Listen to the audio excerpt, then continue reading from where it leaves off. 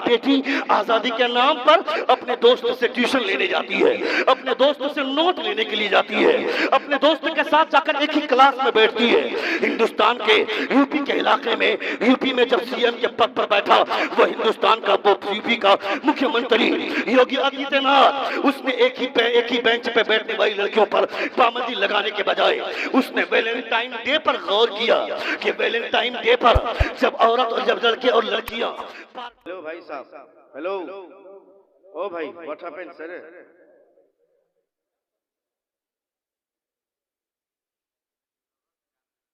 कोई जरूरत नहीं रहती है साहब, मैं जानता हूँ। लोगों के पास जरूरतें कम होती हैं। हुजूर की महफिलों में जब लोग बैठते हैं तो अपनी जरूरत खुद बनाते हैं। जब शोहरा नात पढ़ते रहेंगे उस वक्त देखना इनका स्टाइल, ये स्टाइल के साथ पैसे उड़ाएगा। और जब तकरीर की बारी आएगी तो 5 आदमी वहां से उठेगा, 10 आदमी वहां से उठेगा, 15 आदमी पीछे से उठेगा। नात तुम सुनोगे, तकरीर तुम्हारा बाप सुनेगा क्या? ये सबकी जरूरत की चीजें हैं। रात भर शायर नात पढ़ता रहेगा, सुबह तुमको पूछ देंगे कि एक शेर सुना दो, तो एक शेर नहीं सुना पाओगे। मगर आधे घंटे की गुफ्तगू में अगर किसी एक मसले को भी तुमने सुना, बगौर सुना, तो मर जाओगे। वो नबी की शरीयत का मसला याद रहेगा। अल्लाह रब्बुल इज्जत सलामत रखे आप सबों को। और ये कोशिश कीजिए कि खिताब सुनिए, तकरीर सुनिए। तकरीर से ही कौम की इस्लाह होती है।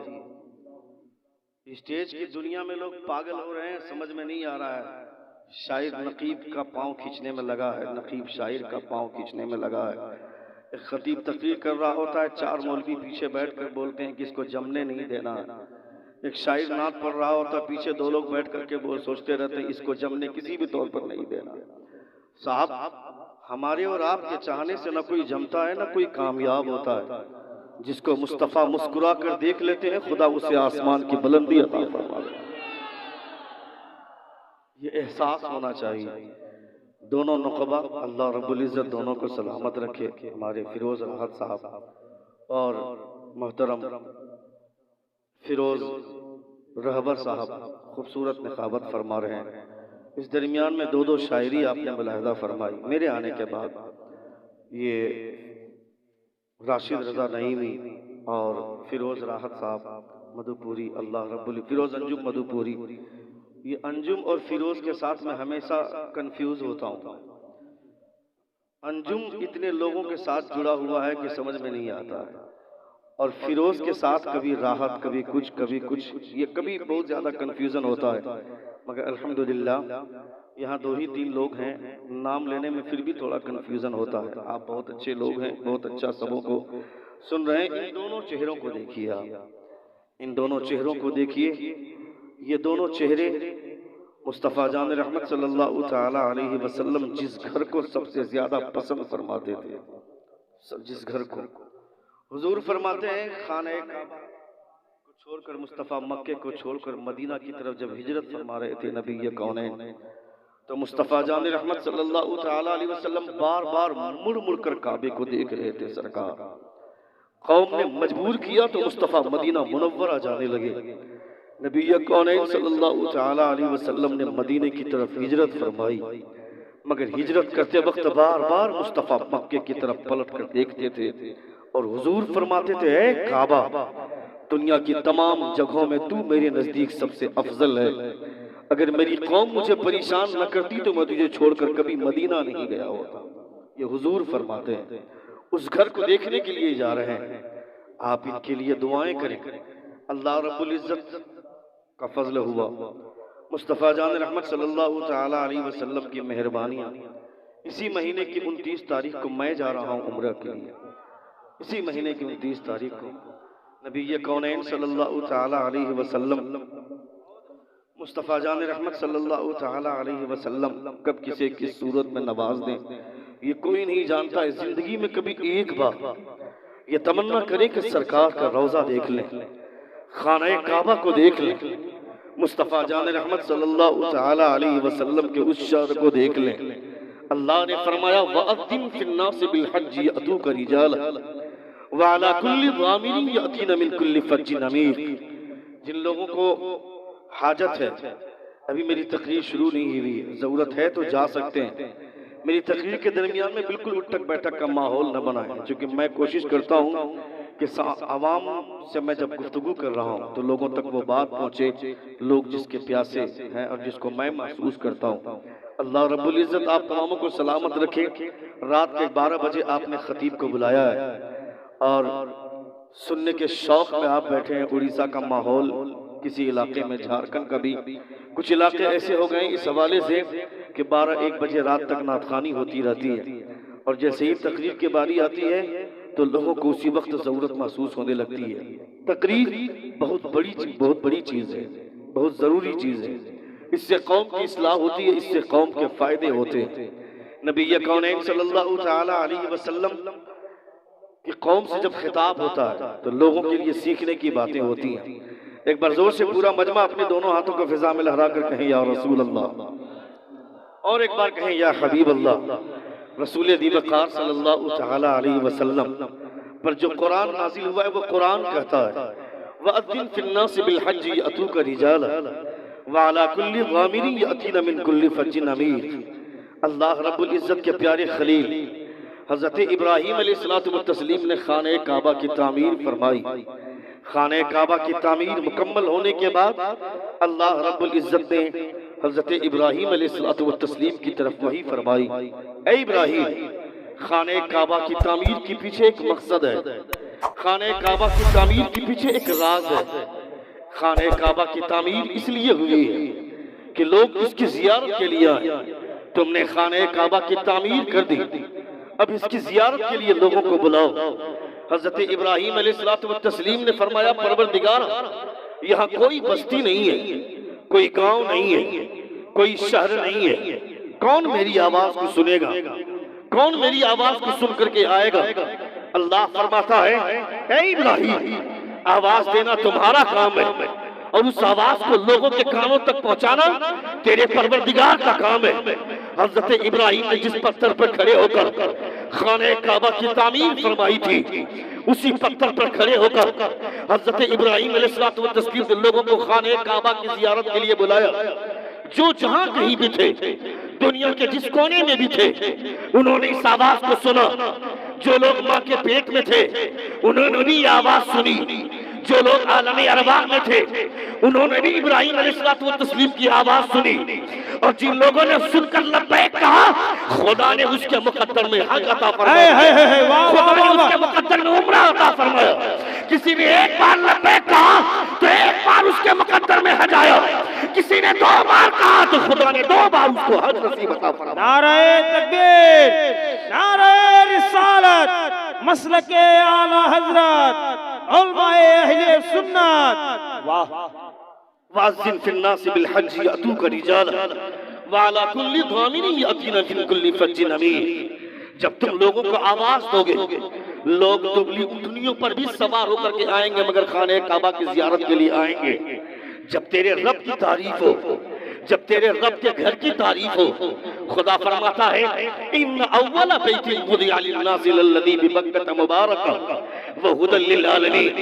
पूरा कॉन्सेंट्रेट, मुकम्मल तवज्जो मेरी तरफ मबजूल होनी चाहिए, एकदम बिल्कुल, क्योंकि अल्लाह रब्बुल इज़्ज़त के घर की बात हो रही है, अल्लाह रब्बुल इज़्ज़त की रहमतों की बात हो रही है, मुस्तफ़ा जान रहमत सल्लल्लाहु तआला अलैहि वसल्लम के शहर की बात हो रही है। अभी मेरे सामने, आपने अपने सामने निगाहों से देखा, मदरसे का तलबा एहराम के हवाले से जो मदरसे के तलबा जो मंजर पेश कर रहे थे, ऐसा लग रहा था एकदम बिल्कुल सुकूत तारी हुआ था, तमाम मजमे में सन्नाटा छा गया था। एक ही तरह का लिबास, एक ही तरह का पहनावा, किसी के सर पे टोपी नहीं, अपने कपड़े को इस तरह लपेटा है, दाहिना बाजू खुला है तो सबका खुला हुआ हुआ है। बाएं तरफ का मोंडा अगर बंद है तो सबका मोंडा बंद है।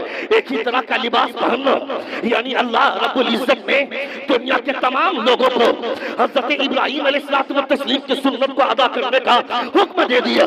ए इब्राहिम, मेरी मोहब्बत में तड़पे हो ना, अपनी औलाद से अलग रहे हो, अपने बेटे से अलग रहे हो, अपने बेटे से जुदाई बर्दाश्त की है। ए इब्राहिम, अब कयामत तक जब तक तेरी सुन्नत नहीं अदा की जाएगी, न किसी का हज अदा होगा, न किसी का उम्रा अदा किया जाएगा। वाह वाह वाह वाह वाह, न किसी का उम्रा कबूल होगा। एक ही तरह का लिबास, यानी अल्लाह रब्बुल इज्जत की बारगाह में हाजिरी देने के बाद सब एक तरह का लिबास पहने हुए। ये सोचें, अल्लाह रब्बुल इज्जत की मोहब्बत में दीवानगी का ये आलम, किसी को सर में तेल लगाने की भी, सर के बाल में तेल लगाने की भी तौफीक नहीं। सारे के सारे लोग, ए भाई साहब, हेलो, ए बाबू चैनल वाला,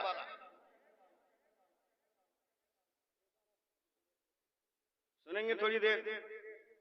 कितने लोग सुनेंगे? जरा हाथ जाकर कहें या रसूल अल्लाह, और एक बार कहें या हबीब अल्लाह। माइक को खोल देता हूं मैं जरा। हेलो, हाँ ठीक है। दुरूद पाक पढ़िए, अल्लाहुम्मा सल्ली अला सय्यदिना शफीना हबीबिना व नबियना मौलाना मुहम्मदिन व बारिक व सल्ली सलातुन व सलामन अलैका या रसूल अल्लाह सल्लल्लाहु तआला अलैहि वसल्लम। इतना खूबसूरत मजमा, इतना शानदार मजमा मेरी निगाहों के सामने बैठा हुआ है। आप यकीन करें, यहाँ से बैठने के बाद जो एहसास हो रहा है, ये तसव्वुर करें, ये हुजूर की महफिल है, नबी कौनैन सल्लल्लाहु तआला अलैहि वसल्लम की महफिल है। मुस्तफ़ा की महफिल में वो लोग उठक बैठक करते हैं जिन लोगों का ये अकीदा है, उन लोगों को उठक बैठक करना चाहिए। जिन लोगों का ये अकीदा है कि मुस्तफ़ा मरकर मिट्टी में मिल गए हैं, माअल्लाह, हमारा तो ये अकीदा है अल्हम्दुलिल्लाह, हम किस हाल में बैठे हैं मुस्तफ़ा को इसकी खबर है, किस अंदाज में बैठे हैं मुस्तफ़ा ये भी जानते हैं, कौन किस हरकत का कौन सी हरकत कर रहा है, नबी कौनैन को सब कुछ पता है। तुम्हारी धड़कनें कितनी बार धड़कती है मुस्तफ़ा ये भी जानते हैं, तुम कितनी बार सांसें लेते हो ये मुस्तफ़ा जानते हैं। मुस्तफ़ा इरशाद फरमाते हैं, हाज़ा जबल उहुद युहिब्बुना व नुहिब्बुहु, ये जबल उहुद है, ये हमसे मोहब्बत करता है, मुझसे मोहब्बत करते हैं। पूछ मुस्तफ़ा से, ए मुस्तफ़ा, जबल उहुद ये पहाड़ है, ये पत्थरों का पहाड़ है, इसके अंदर बोलने की जबान नहीं है, इसके अंदर कुव्वत गोयाई नहीं है। ये इसने कब कहा कि मैं आपसे मोहब्बत करता हूँ, और आपने कब सुना कि आपसे मोहब्बत करता है? तो वो मेरे पैगंबर की बारगाह में दुनिया की कोई और लोग होंगे जिनको कोई बात समझने के लिए जबान का मोहताज होना पड़ेगा। मेरे पैगंबर जबान के मोहताज नहीं है। मेरे मुस्तफ़ा किसी को जान लेते हैं, किसी की हालत को जान लेते हैं, कैफियत को जान लेते हैं। मुस्तफ़ा जबान के मोहताज नहीं है, और अगर मुस्तफ़ा इशारा कर दे तो बेजान लोगों को भी मुस्तफ़ा जबान अता फरमा देते हैं। अबू जहल के हाथ में हमने कंकरों को भी कलमा पढ़ते हुए देखा है। नबी कौनैन सल्लल्लाहु अलैहि वसल्लम को पत्थरों ने सलाम किया, दरख्तों ने सलाम किया। वो मेरे मुस्तफ़ा के कमालात हैं। कौन है मुस्तफ़ा से बेहतर? हुजूर की महफिल में बैठे हैं, मुस्तफ़ा की तारीफ सुन रहे हैं, नबी कौनैन का चर्चा सुन रहे हैं, नबी कौनैन के शहर की बात सुन रहे हैं, जिनके जहां जाने के लिए दुनिया के तमाम लोग तरसते हैं। हुज्जाज किराम जाते हैं, उम्रा करने वाले मोतमिर जाते हैं खाने काबा में या मदीना मुनव्वरा में जाकर हाजिरी देते हैं। तो कोई जेबी घड़ी के चक्कर में घूमता है, कोई जुब्बा के चक्कर में घूमता है, कोई खजूर लेने के चक्कर में घूमता है, और वहां से कोई निशानी लेकर के आना चाहता है। मैं कहता हूं बेवकूफ आदमी, वहां जाकर शॉपिंग का ख्याल तुम्हारे दिमाग में है, वहां जाकर बाजार घूम रहा है, वहां जाकर बाजार मत घूमना। मौका मिले, जितना भी मौका मिले, या तो खाने काबा को अपनी निगाह से देखते रहना या मुस्तफ़ा के रोजे को देखना। उलमा फरमाते हैं, खाने काबा पर जो पहली निगाह पड़ती है उस वक्त खुदा तमाम दुआओं को कबूल फरमाता है। जो पहली दुआ मांगी जाती है, जैसे ही पहली नजर पड़ती है, खुदा उस दुआ को कबूल फरमाता है। उलमा फरमाते हैं, उस वक्त अगर दुआ मांगनी है तो एक दुआ मांगना, परवरदिगारा मुझे मुस्तजाबुद दावत बना दे, मुझे मुस्तजाबुद दावत बना दे। खुदा ने अगर तुझे मुस्तजाबुद दावत बना दिया, उसके बाद जो भी देख दुआ मांगोगे खुदा कबूल फरमाएगा। वाह वाह, उसके बाद जो भी दुआ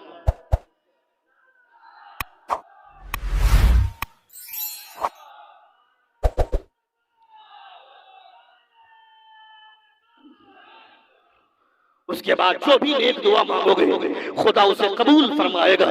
ये हमारे उलमा फरमाते हैं। रसूल वक़ार सल्लल्लाहु तआला अलैहि वसल्लम के शहर में जा रहे हैं। बहुत सारे हुज्जाज किराम क्या करते हैं, हुज्जाज किराम या मोतमिर लोग जाते हैं जब उम्रा के लिए या हज करने के लिए जाते हैं, मक्का से जब मदीने का सफर होता है, वहां जाने के बाद वो सोचते हैं कि पहली फुर्सत में जाकर मुस्तफा की बारगाह में हाजिरी देते हैं। उलमा फरमाते हैं खबरदार खबरदार, ये हुजूर की बारगाह है। अगर तुम्हारे ऊपर सफर की थकावट है तो पहले तुम होटल में जाओ, होटल में जाकर पेट भर की नींद पूरी करो।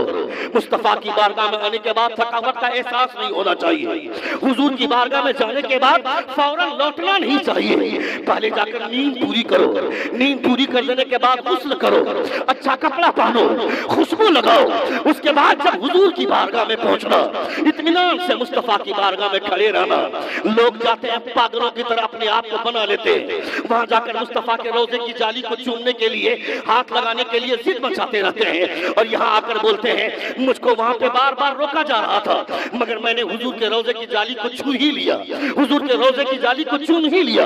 हुजूर सदूस शरिया लेनमा फरमाते हैं खबरदार खबरदार, ये मुस्तफा का रोजा है, करीब भी जाने की कोशिश मत करना। जिन हाथों से हमने दूसरों पर जुल्म किया है, जिन हाथों से हमने न जाने कितने गुनाह किए हैं, मेरा हाथ इस काबिल है क्या कि मुस्तफा के रोजे की जाली को छू सके? मेरा हाथ इस काबिल ही नहीं है। हुजूर सल्लल्लाहु अलैहि वसल्लम फरमाते हैं रोजे की जाली को छूने की कोशिश भी मत करना, ये अदब के खिलाफ है। 4 कदम के फासले पर खड़े होकर ये तमन्ना करना और खुदा का शुक्रिया अदा करना, जहां जाने के लिए पूरी दुनिया के लोग तरसते हैं, मुस्तफा ने तुम्हें वहां बुलाकर खड़ा कर दिया है। इससे बड़े कम की बात नहीं है। दुनिया चाहती है दिखा दे या इलाही वो मदीना कैसी बस्ती है जहां पर रात दिन मौला तेरी रहमत बरसती है। दुनिया वाले तरसते हैं, मौका नहीं मिला मगर मुस्तफा ने तुमको अपने सामने बुलाकर खड़ा कर दिया है। मुस्तफा ने तुम्हें अपने सामने बुलाकर खड़ा कर दिया है। ये तुम्हारी किस्मत की मेराज नहीं हुई क्या? हजरत अबू बकर सिद्दीक रज़ियल्लाहु ताला अन्हु इरशाद फरमाते हैं जब नबी कौन का विसाल हुआ, उलमा की तवज्जो का तालिब सिर्फ और सिर्फ इसलिए ये दौरान गुफ्तगू अगर कोई सबकत लिसानी की वजह से या तलाक़त तकल्लुम की वजह से कोई खता सरजद हो जाए ऐसी जिस पर शरई गिरफ्त के लायक में हो जाओ, तो आपस में सरगोशियां करने से बेहतर है चुपके से मेरे कान में कह दे मैं अलल ऐलान तौबा करने के लिए राजी हूँ। और अगर आपकी तवज्जो है तो सिर्फ और सिर्फ इसलिए कि आप जिस मकसद से आए वो मकसद आपका हल हो जाए। नबी कौनैन सल्लल्लाहु अलैहि वसल्लम की बारगाह में ये दोनों मोतमिर जा रहे हैं। अल्लाह रब्बुल इज्जत ने मुस्तफा जान रहमत सल्लल्लाहु ताला अलैहि वसल्लम ने पता नहीं इनकी कौन सी अदा पसंद फरमाई होगी कि अब ये जा रहे हैं मुस्तफा का रोजा करीब से देखेंगे, खाने काबा को करीब से देखेंगे, मुस्तफा जान रहमत सल्लल्लाहु अलैहि वसल्लम के रोजे की जाली को देखेंगे। हुजूर सदरुस शरिया ले सुन रहे हैं आप? मैं नौजवानों से गुजारिश करूंगा, सुन रहे हैं? एक बार जोर से पूरा मजमा हाथ को लहरा कर कहें या रसूल अल्लाह, और एक बार कहें या हबीब अल्लाह। खबरदार हुजूर के रोजे की जाली को छूने की कोशिश भी मत कीजिएगा, ये अदब के खिलाफ है। हुजूर सैयदना सिद्दीक़ अकबर रज़ियल्लाहु ताला अन्हु जब नबी कौनैन का विसाल हुआ तो तमाम सहाबा परेशान थे, या अल्लाह क्या हो गया? हज़रत उमर फारूक तलवार लहराकर मदीने में घूम रहे थे कि जो ये कहेगा कि मोहम्मद का इंतकाल हो गया मैं उसकी गर्दन मार दूंगा, मैं उसकी गर्दन उड़ा दूंगा। ये हज़रत उमर फारूक का इश्क था। मगर जब सिद्दीक़ अकबर को पता चला, आप फरमाते हैं वमा मुहम्मदुन इल्ला रसूल कद खलत मिन क़ब्लिहि रुसूल अफ इन माता औ क़ुतिल इंक़लबतुम अला आक़ाबिकुम। नबी कौनैन के नबी कौनैन सल्लल्लाहु अलैहि वसल्लम का सबसे प्यारा सहाबी अफदलुल बशरी बादल अंबिया जिनका खिताब है, जिनको लक़ब मिला है सिद्दीक़ अकबर है। सिद्दीक़ अकबर जब गए मुस्तफा जान रहमत सल्लल्लाहु अलैहि वसल्लम का जहां जिसमें अतहर रखा हुआ था, जैसे ही गए और मुस्तफा के बदन पर गिर गए सिद्दीक़ अकबर, उठने के बाद फरमाते हैं या रसूल अल्लाह मौत एक लम्हे के लिए आनी थी, आई और आकर चली गई, मगर जैसे आप कल जिंदा थे आज भी जिंदा है और सुबह क़यामत तक जिंदा रहेंगे। नारे तकबीर, तकबीर, नारे तकबीर, नारे रिसालत, नारे रिसालत। अल्लामा शहाबुद्दीन सकाफी साहब। मेरे ख्याल से थोड़ा सा इसको अगर कम कर दें आप तो आवाज लोगों को साफ समझ में आएगी। हल्का सा, चूंकि तकरीर में उतनी इको की जरूरत नहीं है, सिर्फ हल्का सा डीले रखें, लोगों तक आवाज पहुंचनी चाहिए बराबर। और ये दोनों साउंड आप खोल दें, जो रिटर्निंग मुझको मिल रही है ये भी आवाज खोल दें, खामोशी के साथ बैठे। अल्हम्दुलिल्लाह। एक बार जोर से पूरा मजमा हाथों को लहरा कर कहें या रसूल अल्लाह, और एक बार कहें या हबीब अल्लाह। हजरत सिद्दीक़ अकबर रज़ियल्लाहु ताला अन्हु इरशाद फरमाते हैं, मुस्तफा जान रहमत का प्यारा सहाबी सिद्दीक़ अकबर फरमाते हैं, अल्लाह के रसूल, एक लम्हे के लिए मौत आनी थी, आई और आकर चली गई, मगर जैसे आप कल जिंदा थे आज भी जिंदा है, सुबह क़यामत तक जिंदा रहेंगे। सैयदना अहमद कबीर रिफाई रज़ियल्लाहु ताला अन्हु इरशाद फरमाते हैं, जब हुजूर के रोजे के करीब जाना और रोजे के करीब जाकर खड़ा हो जाना, और जब मुस्तफा का रोजा देखोगे तो ये कभी तसव्वुर भी मत करना कि मैंने सिर्फ रोजा देखा है, बल्कि वहां से ये तसव्वुर करके आना कि मैंने हुजूर का रोजा नहीं, मैंने मुस्तफा को देख लिया है, मुस्तफा को देख लिया है। ये हुजूर सैयदना अहमद कबीर रिफाई रज़ियल्लाहु ताला अन्हु इरशाद फरमाते हैं, मुस्तफा का वो रोजा, खाने काबा, एक अजीम जगह। अल्लाह रब्बुल इज्जत ने हजरत इब्राहिम अलैहिस्सलातु व तस्लीम को, हजरत इब्राहिम अलैहिस्सलातु व तस्लीम को खाने काबा को बनाने का हुक्म दिया। हजरत जिब्रील अमीन अलैहिस्सलातु व तस्लीम सबसे पहले आकर के बनाए। मकसद क्या था? जब खुदा ने फरमाया इन्नी जाइल फिल अर्दी खलीफा, मैं ए बाबू बैठो बेटा, थोड़ी देर तुम्हारे लिए ज्यादा जरूरत की चीजें हैं। लोग बोलते हैं मौलाना साहब ये बच्चा है, 6 साल की उम्र का बच्चा है, इसको समझ में नहीं आता है। मैं कहता हूँ तुम्हारे 3 साल की उम्र का बेटा जब उसे अपनी गोद में बैठा कर लेकर के जाते हो दुकान, तुम सोचते हो कि मेरा बेटा केक लेगा, मगर तुम्हारा बेटा कुरकुरे के पैकेट की तरफ इशारा करता है, तुम्हारा बेटा टेढ़े मेढ़े के पैकेट की तरफ इशारा करता है। इसका मतलब है तुम्हारे बच्चे के पास इतना दिमाग है कि वो कुरकुरे के पैकेट को पहचानता है, इतना दिमाग है कि वो टेढ़े मेढ़े के पैकेट को पहचानता है। तो ऐ सालिम, जब तेरा बेटा कुरकुरे के पैकेट को पहचानता है तो गुंबद खजरा को नहीं पहचानेगा क्या? खाने काबा को नहीं पहचानेगा क्या? उसे बता मेरे लाडले, इसे खाने काबा बोलते हैं, इसे गुंबद खजरा बोलते हैं। तेरे बेटे के दिमाग में अभी से ही गुंबद खजरा का नक्शा अगर बस गया, जब जवान हो जाएगा जमीन बेचकर भी जाना पड़ेगा, मगर जब तक मदीना नहीं देखेगा चैन से सुकून से नहीं बैठेगा। वो चैन से नहीं बैठेगा। उसके दिमाग में अभी से बताओ गुंबद खजरा क्या है, उसके दिमाग में अभी से बताओ कि खाने काबा क्या है। तुमने नहीं देखा 6 साल की उम्र का एक छोटा सा बच्चा, सुनिएगा, 6 साल की उम्र का एक छोटा सा बच्चा काफिला हुज्जाज किराम का काफिला पाकिस्तान का पहुंचा है, खाने काबा का की जियारत करने के बाद मदीना पहुंचा है।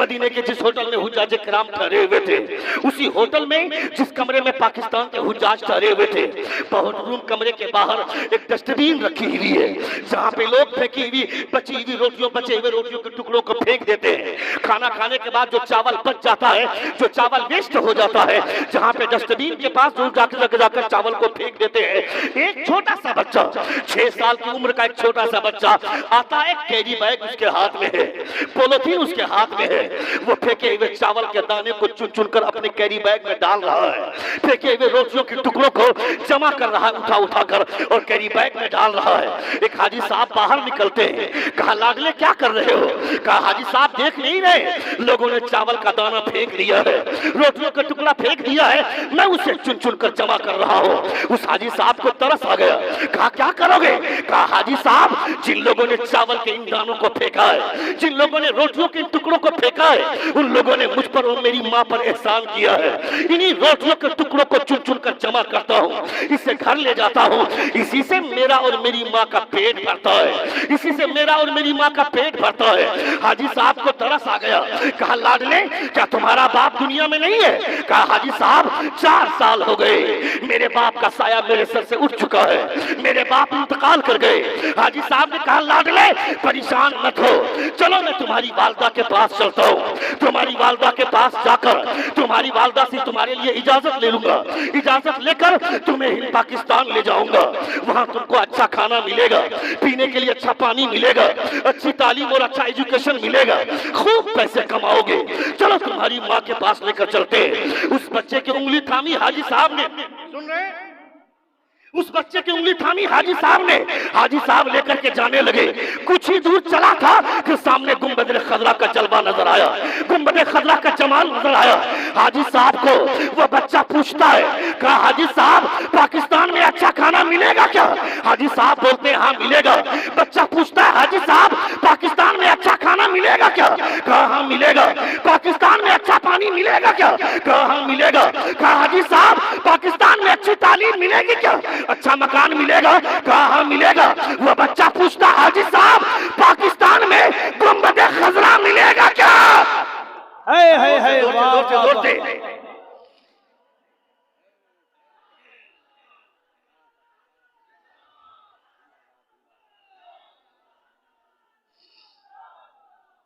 हाजी साहब पाकिस्तान में गुंबद खजरा मिलेगा क्या? हाजी साहब बोलते हैं उस बच्चे ने पूछा पाकिस्तान में गुंबद खजरा मिलेगा क्या? हाजी साहब बोलते हैं लाडले गुंबद खजरा पाकिस्तान के मुकद्दर में कहा, गुंबद खजरा हिंदुस्तान के मुकद्दर में कहा, गुंबद खजरा इंडोनेशिया के मुकद्दर में कहा।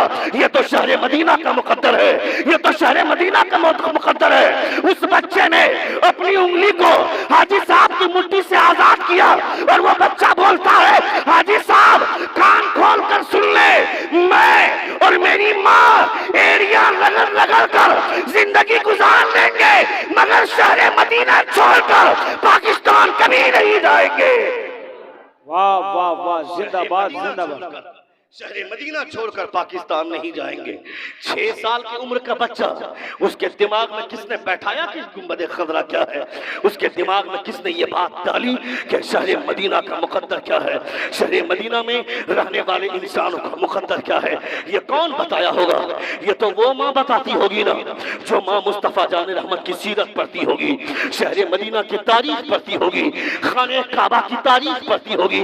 ऐसी जबान तो उस माँ के पास होगी ना जो माँ 24 घंटे सीरियल देखे, जो माँ 24 घंटे फिल्में देखे, रात में शौहर घर आकर लौटता है बोलता है खाना दो, तो ये बेवकूफ बीवियां बोलती हैं सरताज रुक जाइए ना, ये प्रचार हफ्ते, ये सीरियल हफ्ते में 2 ही दिन आता है, इसका आखिरी प्रचार चल रहा है, इसको खत्म होते ही खाना दे दूंगी। जबकि उस बेवकूफ और बेहुदा औरत को बोलना चाहिए था ए मेरे सरताज रुक जाइए ना, अब तक मैंने ईशा की नमाज नहीं पढ़ी है, आपने भी ईशा की नमाज नहीं पढ़ी है, चलिए दोनों साथ चलकर ईशा की नमाज पढ़ते हैं, उसके बाद एक साथ खाना खाएंगे तो उस खाने में बरकतें भी और लज्जतें भी दोनों खुदा आसमान से नाजिल फरमाएगा, दोनों खुदा आसमान से नाजिल फरमाएगा। यहाँ ऐसा समाज कहाँ मिलेगा? ये समाज तो वहाँ का है जहाँ बच्चों को बताया जाता है ये गुंबद खजरा का जमाल है, ये गुंबद खजरा का जलवा है, ये खाने काबा है। अल्लाह रब्बुल इज्जत के उन तारीखी निशानियों को जब कोई औरत मुताला करती है, जब औरत वो तारीख पढ़ती है तो अपने बच्चों के दिलो दिमाग में ये बात को बैठाती है क्यों मेरा बेटा रात के 11 बजे घर लौटता है, क्यों मेरे बच्चे आज गुंबद खजरा की तारीख नस्र में नहीं सुनना चाहते हैं, क्यों शोरा के पीछे लोग पागल हो रहे हैं, क्यों नात खानों के पीछे लोग पागल हो रहे हैं, तकरीर क्यों नहीं सुनना चाहते हैं? इसका मतलब है इनका शौक बदल गया। शोरा अशार मुस्तफा की नात तरन्नुम में पढ़ते हैं और तकरीर चूंकि तरन्नुम में नहीं होती है, इसका मतलब है ये धुन के दीवाने हैं, ये मौसीकी के दीवाने हैं। जो महज मौसीकी का दीवाना है, जो महज तरन्नुम रिजी का दीवाना है, वो ये कभी मत कहे कि मैं मुस्तफा की नात का दीवाना हूं। जो नबी के नात का दीवाना होता है जितनी मोहब्बत से शायर को सुनता है उतनी मोहब्बत से खतीब को भी सुनता है, इसलिए कि जो शायर पढ़ता है वो भी नबी की नात है और खतीब जो बोलता है ये भी नबी की नात है। जो शायर बोलता है वो भी नबी की नात है, मैं जो बोल रहा हूँ ये भी नबी की नात है। मैं यहाँ बैठकर अपने बाप दादा की बात करूँ तो लात मारकर नीचे उतार देना, मगर मैं उस आदमी की बात कर रहा हूँ जिसकी वजह से आदमियत नाज करती है, मैं उस इंसान की बात कर रहा हूँ जिनकी वजह से इंसानियत नाज करती है। कौन है तुम्हारे पैगंबर से बेहतर? कौन है तुम्हारे नबी से बेहतर? कौन है तुम्हारे पैगंबर से ज्यादा फजीलत रखने वाला? कोई नहीं। He became highest in rank in appearance among all prophet of the world. No prophet is equal to him. In knowledge, kindness, wishes and justice. तुम्हारी हैसियत अलग है। तुम्हारे बाप ने कौन सा तीर मारा था जो तुमको नबी का दामन मिल गया, मुस्तफा का कलमा मिल गया, मुस्तफा की गुलामी मिल गई, मुस्तफा की शरीयत मिल गई। खुदा चाहता तो ऐसे घर में भी पैदा कर देता जहाँ के लोग गाय का पेशाब पीते हैं। खुदा चाहता तो ऐसे घर में भी पैदा कर देता जहाँ के लोग जानवर का गोबर खाते हैं। खुदा चाहता तो ऐसे घर में भी पैदा कर देता जहाँ के लोग मंदिरों में जाकर घंटी बजाते हैं। मगर खुदा का शुक्रिया नहीं अदा करोगे। खुदा ने ऐसे घर में पैदा किया जहाँ के लोग अल्लाह रब्बुल इज्जत का नाम लेते हैं, मुस्तफा का नाम लेते हैं या सुनते हैं तो अपने अंगूठे को बोसा देकर के आंखों से लगाते हैं। कौन सा हमने तीर मारा था? 17 नबियों ने मुस्तफा की उम्मत में आने की दुआ की थी। ए परवरदिगारा, मुझे मोहम्मद की उम्मत में शामिल फरमा दे, मुझे मोहम्मद की उम्मत में शामिल फरमा दे। नबी उस मकाम पर होते हैं जिनके कदमों के गुबार भी कोई उम्मती नहीं कर सकता है। नबी होने के बावजूद मोहम्मद की उम्मत में शामिल होने का मतलब समझ रहे हो? दुनिया के तमाम नबियों को अल्लाह ने बहुत बड़ी फजीलत दी है, मगर हुजूर की उम्मत को जो फजीलत दी है उसका जवाब नहीं है। खुदा फरमाता है कुंतुम खैरा उम्मतिन उखरिजत लिन्नास तअमुरून बिल मारूफ व तनहौना अनिल मुनकर। यू आर द बेस्ट उम्मा, grand Muslim community. You enjoy what is right and forbid what is wrong. तुम बेहतरीन उम्मत निकाले गए हो। तुम्हारी शान ये है, अल्लाह रब्बुल इज्जत ने तुम्हारे हक में फैसला फरमाया। खुदा ने हमें जहाँ अगर खुदा चाह लेता तो कहीं भी पैदा कर देता, किसी भी खानदान में पैदा कर देता, मगर खुदा का शुक्र है खुदा ने मुस्तफा का दामन दिया, मुस्तफा का कलमा दिया, मुस्तफा की गुलामी दी, मुस्तफा जाने रहमत सल्लल्लाहु अलैहि वसल्लम की गुलामी अता फरमाई। कौन सा तीर मारा था मेरे बाप ने? किसी ने कोई तीर नहीं मारा। ये तो खुदा का फजल है। जब हजरत मूसा अलैहिस्सलातु वस्सलाम ने खुदा से फरमाया था, ए परवरदिगारा, मैंने तौरात में एक उम्मत का तज़किरा पढ़ा है, वो उम्मत मुझे बड़ी अच्छी लगती है, उस उम्मत को मेरे हवाले कर दे। तो खुदा फरमाता है, ए मूसा, मैं उस उम्मत को तेरे हवाले कैसे कर दूं? उसे मैंने किसी और के लिए नहीं, अपने हबीब के लिए रखा है। अल्लाहु अकबर। नारे रिसालत, नारे रिसालत, हज़रत अल्लामा शहाबुद्दीन सकाफ़ी साहब। उसे मैंने अपने हबीब के लिए रखा है। ये है हमारी शान, ये है हमारी हैसियत। और हमारे घर का बच्चा 10 साल, 6 साल से 10 साल, 12 साल, 15 साल की उम्र का बच्चा चौराहे पर बैठकर पबजी खेलेगा, फ्री फायर खेलेगा। उसे कौन बताएगा गुंबद खजरा क्या होता है? उसे कौन बताएगा खाने काबा का जमाल क्या होता है, खाने काबा की मकबूलियत का आलम क्या है? ये कौन बताएगा? नबी कौन सल्लल्लाहु अलैहि वसल्लम फरमाते हैं, रोजाना 120 रहमतें अल्लाह रब्बुल इज्जत नाजिल फरमाता है। उस 120 रहमतों में से 80 रहमतें सिर्फ खाने काबा के हुदूद के अंदर रहमतें नाजिल होती हैं। वो खाने काबा है। अपने बच्चों के दिलो दिमाग में बैठाओ कि खाने काबा क्या है। तुम्हारे बच्चे जमीन बेचकर गाड़ी लेने की कोशिश न करें, जमीन बेचकर रोजाना बाइक बदलने की कोशिश न करें। अब तो साफ जमीन बेचने की जरूरत ही नहीं है। हमने अपने बच्चे को आवारा बना दिया। वो बच्चा आप पहाड़ के किनारे जाकर के बैठकर तन्हाई में जाकर अपने मोबाइल से नंबर मिलाएगा, एटीएम मारेगा, दूसरों का पैसा हड़पेगा, रोजाना बाइक बदलेगा, रोजाना कार बदलेगा। मैं कहता है सालिम, तेरे बाप का पैसा है क्या जो रोजाना कार बदल रहा है? तेरे बाप ने कमा कर दिया था क्या जो रोजाना कार बदल रहा है, रोजाना बाइक बदल रहा है? ए सालिम, किसी ने अपनी बहन की शादी के लिए रखा था वो पैसा, किसी ने बाप के इलाज के लिए रखा था वो पैसा, किसी ने अपनी माँ के इलाज के लिए पैसा रखा था, मगर तुमने फ्रॉडगिरी करके उसे हड़प लिया और अपने रोजाना स्टाइल उड़ाता है।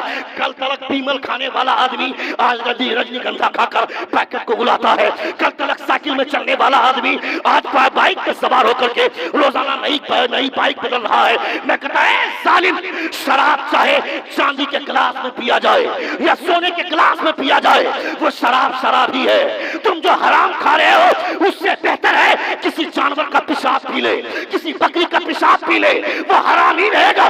हराम तरीके से कमाया हुआ माल हराम ही होता है। उससे जो तेरे बेटे खाएंगे, तेरे घर वाले खाएंगे, वो उसके खून में जो कतरा बनेगा वो हराम का कतरा बनेगा। वो नारे तकबीर, नारे तकबीर, नारे रिसालत। हजरत अल्लामा शहाबुद्दीन सकाफ़ी जिंदाबाद जिंदाबाद। चोरी की गाड़ी कमाई से सुन, एक महल में इसने एक शहर में इसने महल बनवा लिया, बाबी मंजिल के सर पे जली हर्फ में हादा मिन फजले रब्बी भी लिखवा दिया। एक बार जोर से अपने दोनों हाथों को फिजा में लहरा कर कहें या रसूल अल्लाह, और एक बार कहें या हबीब अल्लाह। अपने बच्चों को, अपने समाज को बताओ, हरामकारी से बचाओ उसको, वरना आने वाली नस्लें तबाह होकर रह जाएंगी। आजकल समाज, मुसलमानों का बच्चा लॉटरी, कल तलक लोग जुआ खेलते थे तो शहर से दूर जाकर के, अपने मोहल्ले से दूर जाकर किनारे चार लोग खेलते थे कि मेरा बाप देख लेगा तो क्या होगा, मेरा दादा देख लेगा तो क्या होगा, मेरे चचा देख लेंगे तो क्या होगा, मेरा बड़ा भाई देख लेगा तो क्या होगा। मगर अब न शर्म रही, न एहसास रहा, न गैरत रही, न किसी तरह की लाज रही, कोई शर्म और लिहाज नहीं। मोहल्ले के बीचों बीच बैठकर ये लौंडे और आवारा कुत्ते ये बैठ करके जुआ खेलते हैं, ताश के पत्ते भी खेलते हैं, उसे किसी की शर्म नहीं, किसी का लिहाज नहीं। ऐ जालिम, उस पैसे से 5 मंजिला मकान भी बनवा लेगा तो वो महल किसी काम का नहीं है। अगर तुमको महल ही बनाना है, यहाँ का महल 4 दिन का है, इससे क्या लेना देना है। हजरत नूह अलैहिस्सलातु व तस्लीम को खुदा ने 100 साल की उम्र अता फरमाई थी। जब हजरत नूह अलैहिस्सलातु व तस्लीम की रूह निकालने के लिए हजरत मलकुल मौत तशरीफ लाए तो आप जिस झोपड़ी में रहते थे उस झोपड़ी से बाहर आपका पांव आ रहा था। हजरत मलकुल मौत ने पूछा, 100 साल की उम्र मिली है, 100 साल में 950 साल की उम्र मिली है, 950 साल तक दुनिया में रहे मगर एक छोटा सा मकान नहीं बना पाए, आपका पांव बाहर आ रहा है। हजरत नूह अलैहिस्सलाम फरमाते हैं, जब से इस दुनिया में आया हूं मुझे मालूम हुआ है कि तुम आने वाले हो, उस दिन से मैं तुम्हारे आने का इंतजार कर रहा हूं, उस दिन से तुम्हारे आने का इंतजार कर रहा हूं। जब मुझे यकीन है यहाँ हमेशा रहना नहीं है, यहाँ से एक न एक दिन जाना है, तो किस लिए पक्का मकान बनवाओ, किस लिए ये बिल्डिंगें जो आसमान से बात कर रही है इतना खूबसूरत मकान बनवाओ। यहाँ झोपड़ी में रहना पसंद कर सकता हूँ मगर जन्नत में खुदा महल अता फरमा देगा। जोर से बोले, जोर से बोले।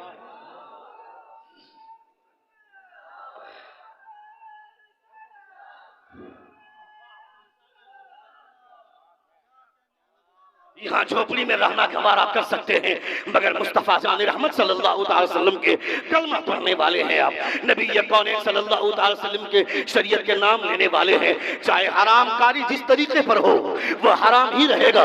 हराम का पैसा जमा कर लिया, लोग हज को जाने लगे, लोग उम्रा को जाने लगे।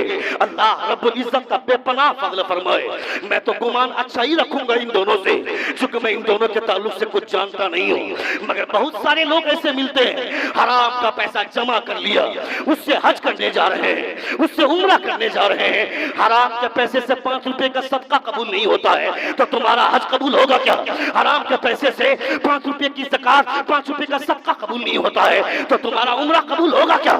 खबरदार, खबरदार, ऐसी कोशिश मत करना। वो दुनिया का सबसे हसीन सफर है, इससे बेहतर कोई सफर नहीं है, इससे बेहतर कोई सफर का मामला नहीं है।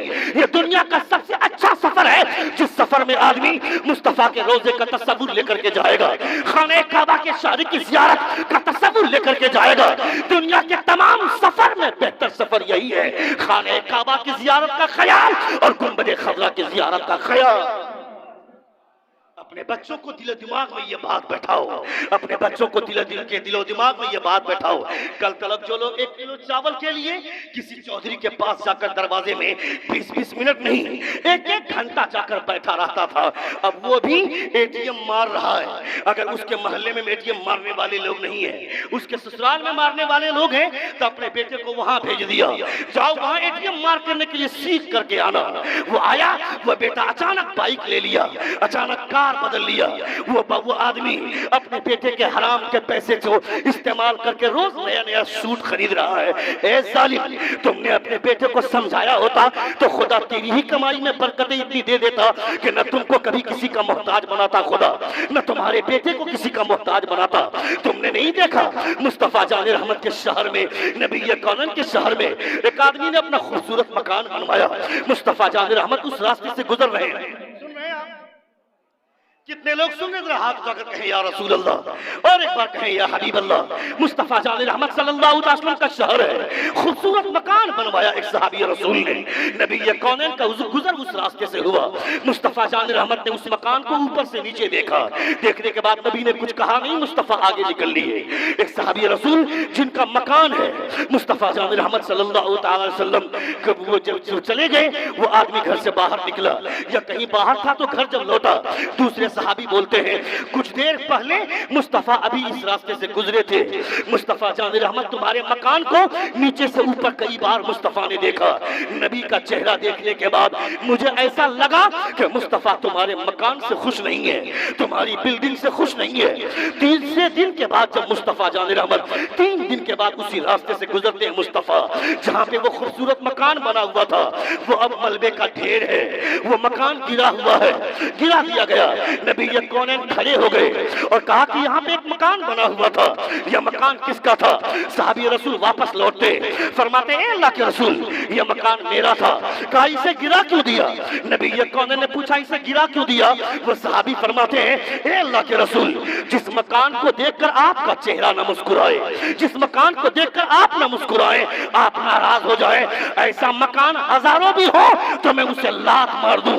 मुझे दुनिया के मकानात नहीं, मुझे आपकी मुस्कुराहट सबसे ज्यादा है। नारे तकबीर, नारे रिसालत, मसलके आला हजरत, उलमाए अहले सुन्नत। मुझे दुनिया के हजारों मकान खूबसूरत हो, मुझे इससे कोई मतलब नहीं है। मुस्तफा आपका एक तबस्सुम, मुस्तफा आपकी एक मुस्कुराहट मेरी पूरी जिंदगी की पूंजी है।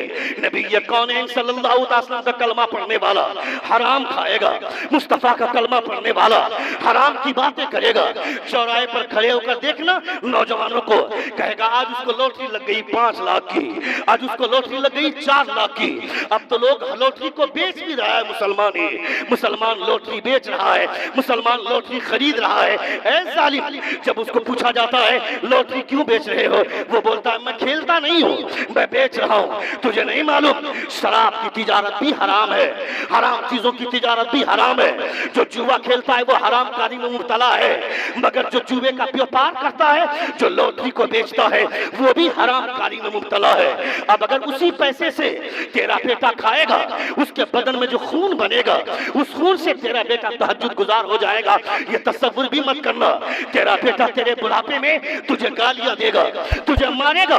उस वक्त मत खोजना किसी मौलवी को या किसी पीर को कि पीर साहब मेरा बच्चा गाली दे रहा है। चले आए मुंह उठाकर अब्दुल हन्नान साहब के पास, सूफी साहब एक तावीज दे दीजिए, मेरा बेटा मुझे गाली देता है, मेरा बेटा मुझे मारता है। कल जब सूफी साहब तुमको समझा रहे थे खुद भी हलाल खा और अपने बेटे को भी हलाल खिला, तब तुझे समझ में नहीं आया था। आज जब तेरा बेटा लात मार रहा है तेरे कमाई हुए पैसे पर, जब तेरी बहू ऐश कर रही है, तब तुझे समझ में आ रहा है, तब तुझे तावीज का चक्कर याद आ रहा है। आज से पहले 25 साल पहले सोचा होता कि मैं अपने बेटे के लुक़मे, अपने बेटे के हलक में हलाल लुक़मा उतारूंगा। तुमने नहीं देखा हज़रत इब्ने सजा किरमानी है, अपनी बेटी को पूछते हैं मेरी बेटी तुझे दामाद, तुझे लड़का कैसा चाहिए, तुझे लड़का कैसा चाहिए? हज़रत इब्ने सजा किरमानी की बेटी है ना, जवाब देती है मेरे अब्बा हुजूर, जोर से मेरे अब्बा हुजूर मुझे ऐसा लड़का नहीं चाहिए। नारा लगा रहे थे, हाँ लगाइए।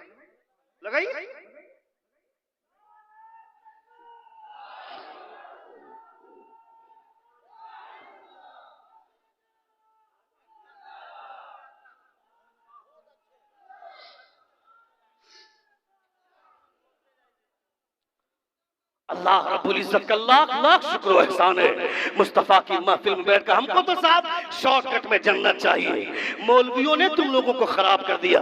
स्टेज पर बैठकर तुमको सुभान अल्लाह बोलने पर जन्नत बांट रहे हैं। एक मर्तबा नारा लगा तो जन्नत में चले जाओगे, एक मर्तबा सुभान अल्लाह बोल तो जन्नत में चले जाओगे। कौन जन्नत देगा? मेरे बाप ने जन्नत बनाई है क्या?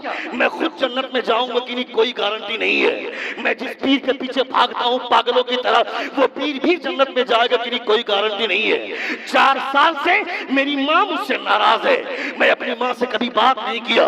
2 साल से अपने बाप से बात नहीं हो रही है, मेरा बाप नाराज है। और पीर साहब आ गए तो तलवा चाटने लगे, उसका हाथ चूमने लगे। ए जालिम, अगर माँ नाराज है, बाप नाराज है, जिंदगी भर पीर का तलवा चाटता रहेगा, कोई जन्नत मिलने वाली नहीं है।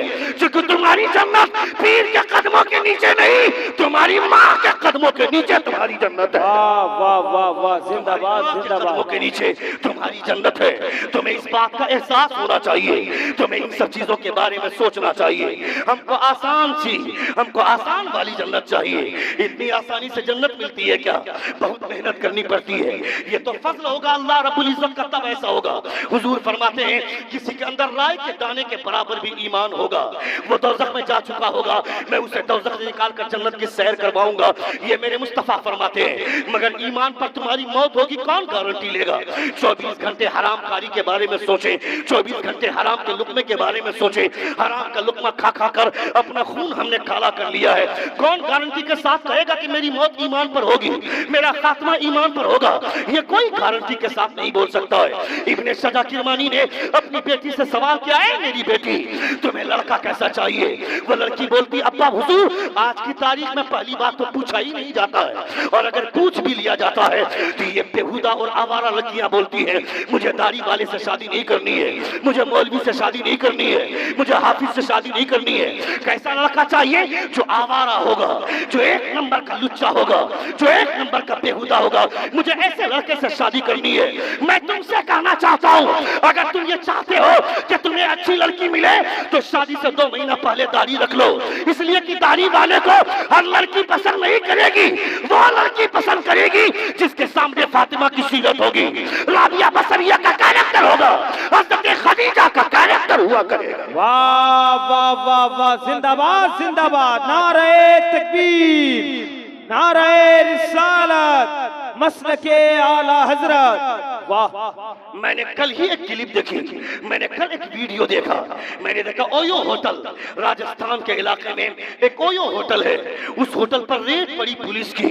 मैं जब उस वीडियो को देखता हूँ तो मेरी आंख फटी की फटी रह गई। नकाब पहन कर मुसलमान लड़कियां निकल रही हैं उस होटल से। पुलिस की रेड पड़ी है, अगर 25 लड़कियां पकड़ी गई हैं, बलात्कार 25 लड़कियां पड़ी गई है, पकड़ी गई है अपने जिस्म का धंधा करवाते हुए या अपने बॉयफ्रेंड के साथ आंख मिचोली का खेल खेलते हुए, तो उनमें से 20 मुसलमान लड़कियां हैं। ये कौन है? ये मुस्तफा जान रहमत की कलमा पढ़ने वाली लड़की। तुम्हारे दिमाग में नहीं आया कि अपनी बेटी के दिमाग में ये बात बैठा दें कि 100 रुपए के रिचार्ज के चक्कर में अपनी इज्जत बेच करके आती है अपने बॉयफ्रेंड। तुम्हारी लड़की कॉलेज में जाती है, कभी उसकी छानबीन की? उसको उसके बारे में तहकीक करनी चाहिए। मेरी बेटी कॉलेज जाती है, कॉलेज जाकर के पढ़ाई कर रही है, या फिर कॉलेज में पढ़ाई करने के बहाने किसी बॉयफ्रेंड के गले में हाथ रखकर कैंटीन का मजा ले रही है। इसका जायजा कौन लेगा? ये उसके बाप की जिम्मेदारी है। कभी कभी तुम्हें जाकर देखना चाहिए था, मेरी बेटी पढ़ने गई है, वो पढ़ाई कर रही है या कुछ और कर रही है। मेरा बेटा अलग कमरे में सोता है, मेरी बेटी अलग कमरे में सोती है। कभी रात के सन्नाटे में अपनी बेटी के कमरे में झांक कर देखें, अपने बेटे के कमरे में झांक कर देखें। मेरा बेटा पढ़ने गया था, मेरी बेटी पढ़ने के लिए अलग कमरे में सोती है, वो पढ़ाई कर रही है। या जो हल्की हल्की भनभनाहट की आवाज आ रही है, ये आवाज कैसी है? कहीं ऐसा तो नहीं मेरी बेटी पढ़ाई करने के बहाने किसी लड़के से बात कर रही है? खबरदार खबरदार, गांव में चौधरी बन के घूम रहे हो, गांव में शेख बन के घूम रहे हो, गांव में मुखिया बन के घूम रहे हो, तुम्हारी बेटी पर तुमने नजर नहीं रखा तो तेरी बेटी तेरी पगड़ी को तेरी सिपाहों के अंदर रोंदेगी, तेरी बेटी तेरी नाक कटाएगी। इसलिए अपनी बेटी को डॉक्टर बनाने से पहले, इंजीनियर बनाने से पहले, लेक्चरर बनाने से पहले ये अपनी बेटी को बता दो, मेरी बेटी सूखी रोटियां खाकर जिंदगी गुजार लेना, मगर मुस्तफा की बेटी की कनीजी का दामन मत छोड़ना। है वाह वाह वाह। बेटी के तुझे दिमाग में बैठाओ ताकि तुम्हारी बेटी शादी से पहले 15 मरतबा अपने बच्चे न गिरवाए, 5 मरतबा अबॉर्शन की नौबत न आए। शादी से पहले तुम्हारी बेटी फातिमा नाम की लड़की भाग गई, मरियम नाम की लड़की भाग गई, आयशा नाम की लड़की भाग गई। साहब सिर्फ नाम रखने से नहीं होता है। आयशा नाम रखा है तो बताओ आयशा कौन थी? दुनियाई औरत की, दुनिया की सबसे पहली हाफिजा, जिसने कुरान को हिफ्ज किया था वो हजरत आयशा सिद्दीका रज़ियल्लाहु ताला अन्हा है। वो आयशा जिनकी शान में कुरान मुकद्दस के 18वें पारे में खुदा ने 18 आयतें नाजिल फरमाई है, वो हजरत आयशा है। अपनी बेटी का नाम आयशा रखा है तो उसे बताओ कि आयशा कौन है। तुम्हारी बेटी ये बोलती है कि आज मॉडर्न का दौर है, हम मॉडर्न के जमाने में जी रहे हैं, तुम्हें बहुत ज्यादा मॉडर्न बनने की जरूरत नहीं है। इलाहाबाद यूनिवर्सिटी से ग्रेजुएशन कंप्लीट करने वाली एक लेडी बोलती है कि I have completed my graduation from the university of Allahabad. I am aware of the modernisation of the women but I have not forget my custom, my culture, my system, my tradition and my values and most of all I never ever forget that I am Indian Muslim women. वो बोलती है औरत चाहे जितना भी modern हो जाए उसे भी कोई ना कोई मर्द ब्याह कर लेकर के जाएगा। वो किसी को ब्याह कर नहीं लाएगी, वो किसी न किसी की दुल्हन बनेगी, वो किसी का दूल्हा नहीं बन सकती है। ये दुनिया वाले तुम्हें आजादी के नाम पर अपनी ख्वाहिशात मिटाने का जरिया तो समझ सकते हैं, लज्जत नफ्सानी का सामान तो समझ सकते हैं, मगर दुनिया में इज्जत आज भी उसी की होती है जिनकी आंखों में हया होती है, जिनके अंदर शर्म होती है, जिनके अंदर लाज होती है, जिनके अंदर गैरत होती है। और हयादारी का मुकम्मल नमूना देखना है तो किसी और को मत देखो, मुस्तफा की बेटी फातिमा को देख लो। वाह वाह, जिंदाबाद जिंदाबाद। सुन रहे हैं आप? अल्लाहू अकबर।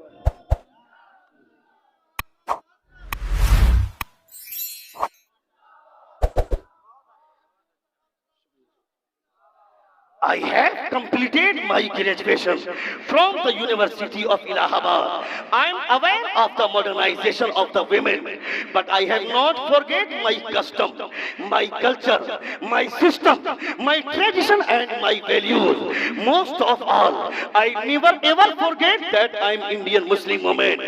ये कौन सी बेटी के दिमाग में आएगा जिसके सामने डॉक्टर बनने का ख्वाब बाद में होगा, फातिमा का कैरेक्टर पहले होगा, इंजीनियर बनने के सपने बाद में होंगे, हजरत खदीजा का कैरेक्टर उसके निगाहों के सामने होगा। तुमने आजादी की दुनिया में जी है और इस जीने की बुनियाद पर अपनी बेटी को बताया नहीं, अपनी बेटी के दिल दिमाग में बैठाओ, ये बात सारी अपनी बेटी के दिमाग में समझाओ कि एक गैर महरम लड़की किसी गैर महरम लड़के के हाथ में हाथ दे देती है तो खुदा दोनों के कब्र में 99 सांप मुसल्लत फरमाता है। तुम्हारी बेटी आजादी के नाम पर अपने दोस्त से ट्यूशन लेने जाती है, अपने दोस्त से नोट लेने के लिए जाती है, अपने दोस्त के साथ जाकर एक ही क्लास में बैठती है।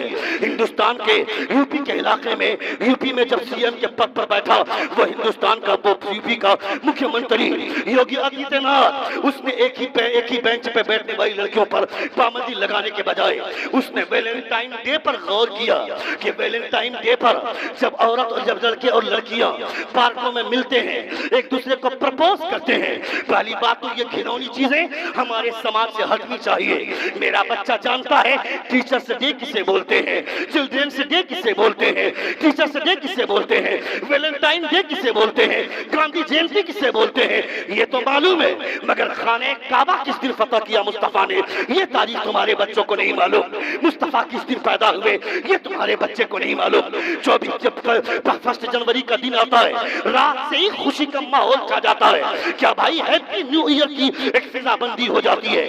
बेवकूफ, तुम्हारा ये साल है, ऐसे इंडियन अगर मना रहे हो तो ठीक है, मगर इसको सेलिब्रेट करने का इतना बुरा तरीका मत अपनाओ। तुम्हारे लिए अगर कोई साल है तो मुहर्रम की पहली तारीख, उस दिन कहना कुल्लु आमिन व अंतुम बिखैर, खुदा तुम्हारे लिए ये दिन बार बार लौटाए।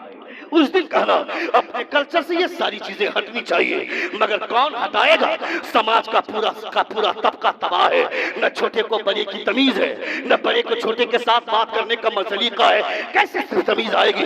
देखना नाना को अपनी नाती के साथ कैसे गंदा मजाक करता है, देखना पोता को अपनी पोती के साथ कैसे गंदा मजाक करता है, देवर और भाभी में मजाक देखना। जब साली अपने घर में आती है तो ये नौजवान और लुच्चे बेहुदा लड़के बोलते हैं साली आधी घर वाली, इस तरह का स्लोगन देते हैं। मैं कहता है बेवकूफ, जब बीवी का बाप हमारे लिए बाप बन जाता है, बीवी की माँ हमारे लिए माँ बन जाती है, तो बीवी की बहन साली कैसे हो गई? वो तो हमारे लिए बहन का दर्जा रखती है। जब शौहर का बाप बाप होता है, शौहर की माँ माँ होती है, तो शौहर का भाई हमारे लिए देवर बन के मजाक का रिश्ता कैसे बन जाता है? खबरदार खबरदार, ये हिंदुआना रीति रिवाज है। तुम हिंदू के तरीके पे चलोगे या मुस्तफा के तरीके पर चलोगे? मुस्तफा के तरीके में कोई मजाक का कल्चर नहीं है। मुस्तफा तो ये कहते हैं जिस तरह बाप का एहतराम किया जाता है, जिस तरह शौहर की माँ का एहतराम किया जाता है, जिस तरह शौहर के बड़े भाई का एहतराम किया जाता है, उसी तरह शौहर के छोटे भाई के साथ शफकत का बर्ताव किया जाएगा। उसके साथ मजाक का कोई रिश्ता नहीं है। हमारे समाज में नाती के नतनी के साथ नाना मजाक करेगा, पोते दादा पोती के साथ मजाक करेगा। ये घिनौना रीति रिवाज तुमने कभी पढ़ा कुरान को? न कभी तुमने कुरान को पढ़ा, न किसी से कुरान समझने की कोशिश की। खुदा फरमाता है हुर्रिमत अलैकुम उम्महातुकुम व बनातुकुम व अखवातुकुम व अम्मातुकुम व खालातुकुम व बनातुल अखी व बनातुल उख्त। खुदा फरमाता है तुम पर तुम्हारी माएं हराम। एक माँ है मेरी, मैं एक कोख से पैदा हुआ, मगर खुदा फरमाता उम्महा, तुम पर तुम्हारी माएं हराम है। क्या मतलब? मेरी माँ मुझ पर हराम, मेरी माँ की माँ मुझ पर हराम, उसकी माँ की माँ उसका मेरे पर हराम, उसकी माँ मेरे पर हराम। यह सिलसिला जहां तक जाएगा सबके सब मेरे लिए हराम हो जाएगा। जब मेरी माँ मुझ पर हराम है, मेरी माँ की माँ मुझ पर हराम है, जिसको तुम नानी बोलते हो, जब खुदा ने कह दिया हराम है तो किस बुनियाद पर उससे मजाक का रिश्ता जारी रखा है? खुदा फरमाता है हुर्रिमत अलैकुम उम्महातुकुम व बनातुकुम, तुम्हारी बेटियां तुम पर हराम है। मेरी एक बेटी है, उसकी बेटी है, फिर उसकी बेटी है। यह सिलसिला जहां तक जाएगा सबके सब मेरे लिए हराम है। हमने ये घिनौना गंदा और रीति रिवाज हमने अपने समाज के अंदर पनपने दिया। ये खबरदार तुम्हारा रीति रिवाज नहीं है, तुम्हारी तहजीब ये नहीं है, ये किसी और की तहजीब है। तुम अपनी तहजीब को दूसरों के अंदर फैलाओ, अपनी तहजीब से दूसरों को आमुख्ता, दूसरों को सलीका सिखाओ। दुनिया वाले जान जाए जब आमना के लाल का कलमा पढ़ने वाले लोग इतने अच्छे हैं तो आमना का लाल कितना अच्छा होगा। नारे तकबीर।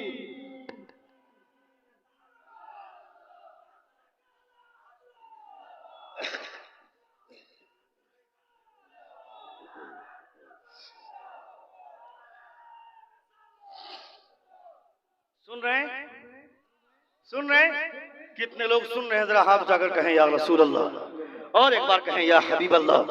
और 5 से 7 मिनट की गुफ्तगू मुलाहदा फरमाएं। तकरीबन 1 घंटे 5 मिनट की गुफ्तगू आपने सुन ली है अल्हम्दुलिल्लाह। 1 घंटा 5 मिनट की गुफ्तगू हो गई।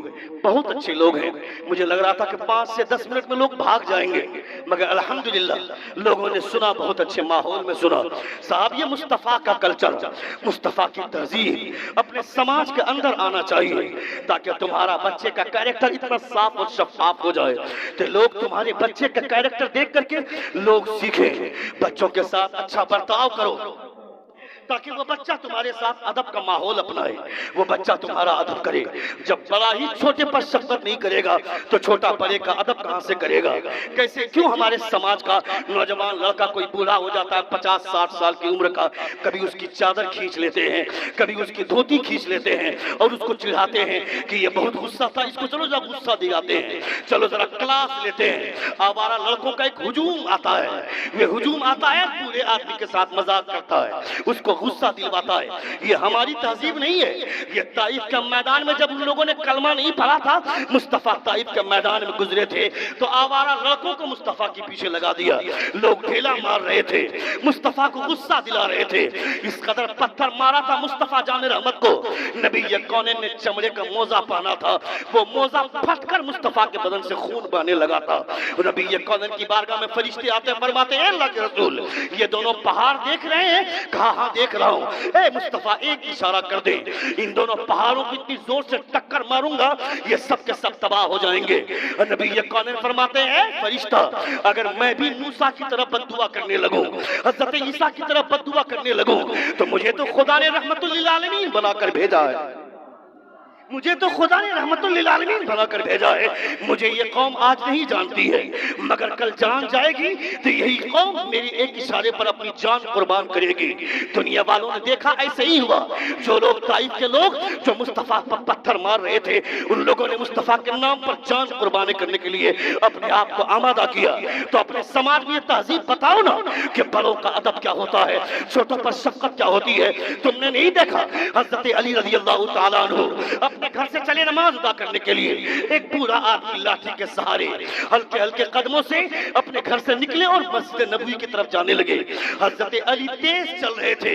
हजरत अली ने अपने कदमों की चाल धीमी कर दी, इस एहसास में कि अगर आज मैं इस बूढ़े आदमी से पहले मस्जिद में दाखिल हो गया तो ये बूढ़े आदमी को एहसास हो जाएगा कि आज अगर अली की तरह मैं भी जवान होता तो मुझे भी मुस्तफा की पहली रकत मिल गई होती। नबी ये कौनैन चूंकि रुकू में जा चुके थे, सुनिएगा, मुस्तफा रुकू में जा चुके थे। हजरत अली तेज कदमों से चल रहे थे।